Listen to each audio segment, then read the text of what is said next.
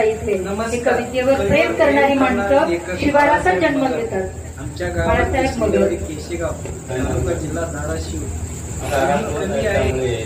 रात्रीवरती एक कविता आहे। कवितेचं शीर्षक आहे ही रात्र जागवते। कविता आणि रात्रीचं पुढं जवळचं नातं आहे, त्यामुळं रात्रीत मला कविता सुचतात। ही रात्र जागवते कवितेचं शीर्षक ही रात्र जागवते, ही रात्र जागवते, धूसर सांगण्यात, धूसर सांगण्यात, धूसर सांगण्यात, गेल्या पुनवराती, गेल्या पुनवराती, काळोख अंगणात, काळोख अंगणात, मिटत्या पापण्यात,